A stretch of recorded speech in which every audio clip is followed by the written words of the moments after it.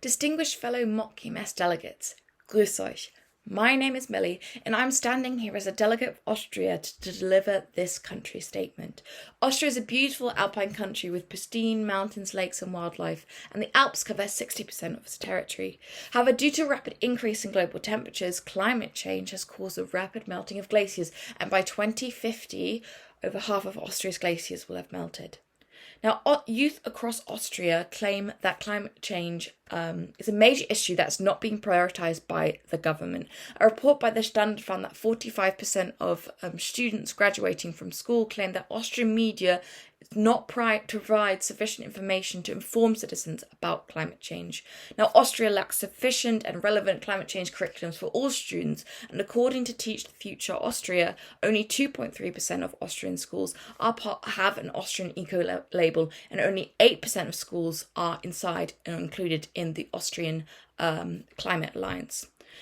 Now, quality climate education is defined as offering all school students with relevant and in-depth teaching on climate change, which raises awareness about the consequences and causes of climate change on regional and international scales.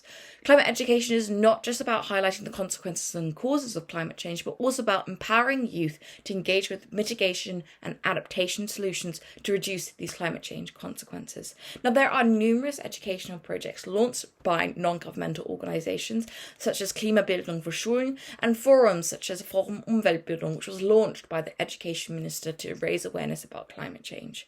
Now, the Austrian Education and Environmental Minister should take action to ensure the progress of climate education by prioritising three things. Firstly, it's important to ensure that all students that go through school systems are provided with concrete and up-to-date examples of the severity of the climate crisis by providing examples of regional and international hazards and risks such as heat waves, flooding, landslides and droughts that affect Austria locally, and also other hazards that occur globally. Now, it's important to also illuminate the social impacts of climate change and consequences such as displacement and climate injustice. Second point, it's really important that they prioritise establishing climate change curriculum across all schools that illuminate concrete solutions and sustainable action on a personal and national international level across all schools. Now, thirdly, it's important that a pledge comes from the government to increase climate change curriculum so that all students in schools across Austria have access to up-to-date and relevant information about the consequences, causes and solutions to climate change. Finally, youth in Austria should mobilise and collectively advocate for the right to increase climate change curriculums by communicating and advising the Education Ministry and government to ensure that youth voices will be heard.